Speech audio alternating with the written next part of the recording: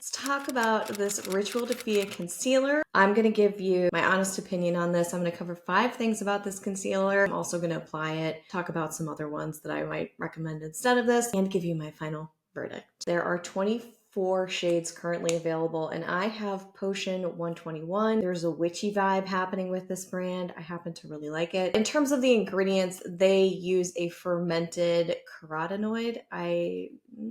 Let's just say that's the way we say it. This is a water first formula. It runs in terms of texture. It's on the richer side. It's creamy. There's some grip to it, if you know what I mean. This isn't going to be like the super slippy slide one, which I'll talk about in application. Sleeping Buddy certified, cruelty free. There is beeswax, so I don't believe this is vegan. This is gluten free. This is silicone free, which makes me happy. I'm not always against silicones, but lately they have really been irritating my skin. Just because it happens to me doesn't mean it's going to happen to you. No essential oils. In good shape if you have super sensitive reactive skin. There's a fat soluble version of vitamin C in here. It's at the end of the list. That could be good for some people, maybe not for others. And it's not like a straight up vitamin C serum. Polyurethane 100, which is a film former. It's not in a lot of cosmetics. I don't see it out there often.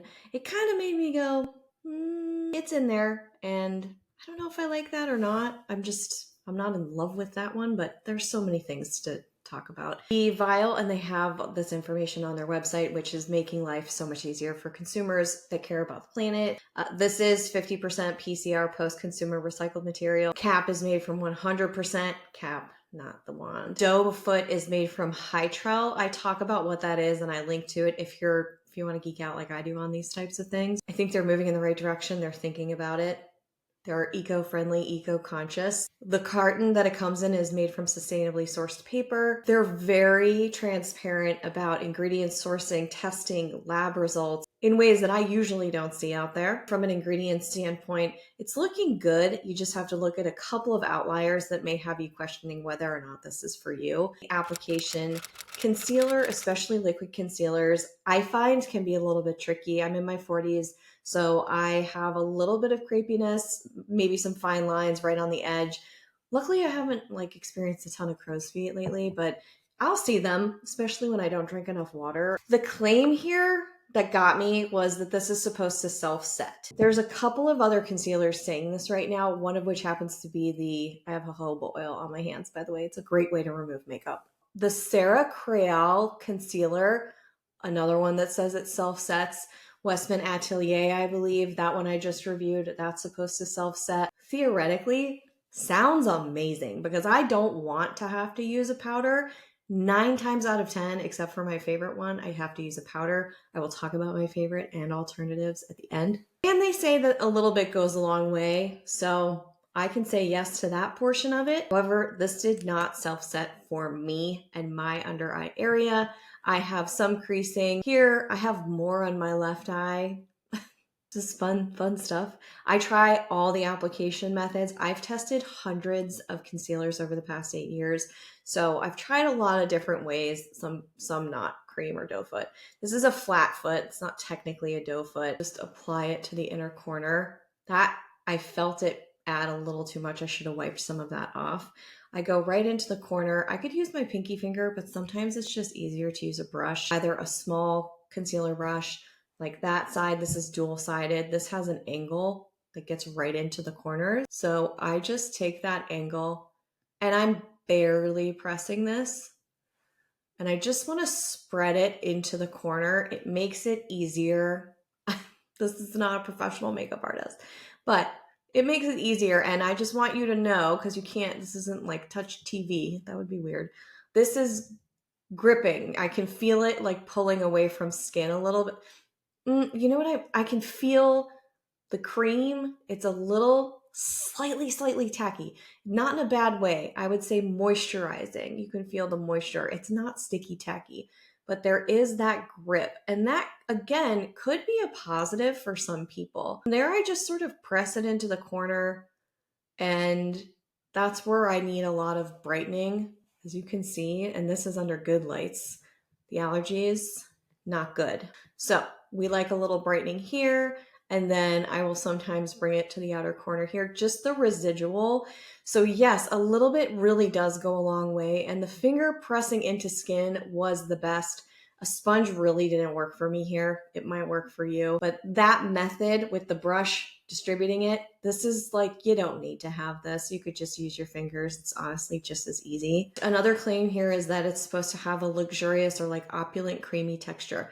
This is a very creamy item, but I would say it is not a gel cream. It is more of a richer texture. So if you want to say luxurious, I get it. Say luxurious. It does feel lightweight once it's on, but you're not going to want to use a lot of product. You might hear me say that quite a few times. And that's going to usually help aid the self-setting, right? Like it should set you up for a better experience that way, but it still didn't self-set for me, no matter how little I used. If you want to layer, do a bit at a time. I'm going to take a little bit more. I'm going to put it on my finger first and then press that into the corner.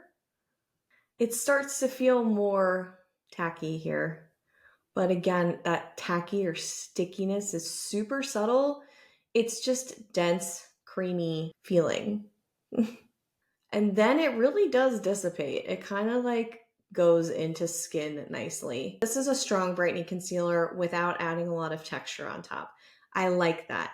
I am going to need to set it. So setting will inevitably cause a little bit potentially of a powder or so like a veil. It's not terrible, but I don't see a lot of texture for such a rich, creamy formula. Overall, I don't think this was the easiest application. It wasn't like a one and done and I can go about my day, but I don't think it was the toughest. I gave it a 3 out of 5 on the scorecard. If you want to see the full scorecard, there's a link in the description box for you to check that out. It's always there. It dives into all the little details if you want to review. So the coverage is next. The claim here is that it instantly brightens dark circles. I think they did a really good job there. Buildable medium coverage for weightless wear is the claim. I'm going to put it on the other eye.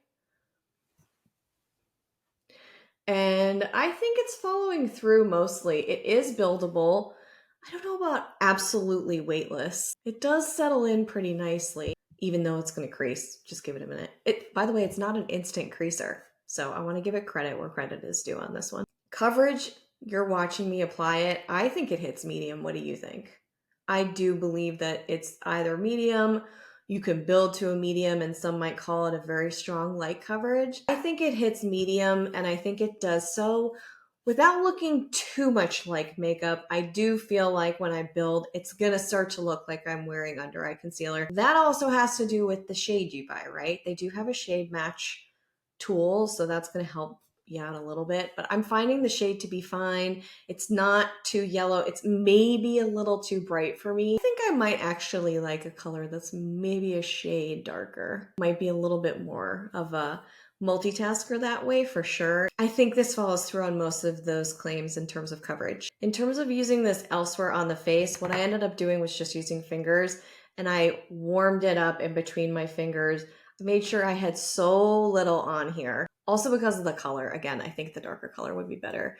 Luckily today my skin is being very nice. This has not been the case recently. So like I could apply it here on my chin, which can be a tricky area for me. Sometimes it creates texture. Multitasks nicely. You don't want to use, say it with me, a lot. Less is more. Thank you very much. So coverage got a 4 out of 5. Now for finish, which is really huge for me.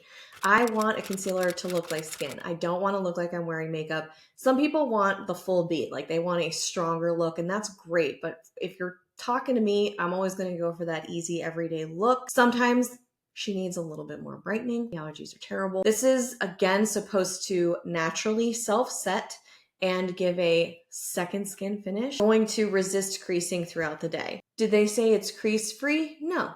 It's resisting it. So that's a very solid approach for copy in this and messaging. It is not crease-free. In my mind, self-set means I don't have to set it to get rid of the creases. I know it's semantics at this point, but when you say those two phrases together, it's a little bit conflicting in my mind. but I am also a recovering digital marketer, so you guys probably don't care about that. The finish is not 100% skin looks like skin for me. It's already creasing, very little, but it's creasing. And then this is something where by the end of the day, I'll talk about wear test in a second, but it would crease because it's richer. And this is winter weather I'm talking about. This is not heat and humidity. That would make this a little bit trickier, I think. That's a theory. I can't prove that. By then, if I'm smiling, it kind of will start to settle over here. And so I'm like, I'm pressing a little bit throughout the day. Always wash your hands when you do that. I'm going to set this with one of my favorite powders, which is from RMS Beauty. This isn't a giant plastic container. So many powders are. I will have links to anything that I use, like this puff, that will all be in the description. But if you have a plastic-free setting powder that you would like to share, I tried the Mob Beauty one. No. I'm all ears. Like, please let me know. I'm trying to reduce the amount of plastic in my life. And I'm making headway, and I will share that with you. But this is just a quick set. I don't feel like I had any crease resistance more so than others. Maybe a little. It's reaching. I didn't see the self-setting I had to set, so it really brought it down because of those claims, performance-wise. I don't think it was the worst finish, but if you say it's going to self-set and that it's supposed to resist creasing, that's what I expect, and I didn't personally see that, so I got a 2 out of 5 there. Oh, also my skin looked a little bit made up, I will say. Like, again, that could be the color. So maybe I just need to try a darker shade for that portion of it. Wear test also wasn't.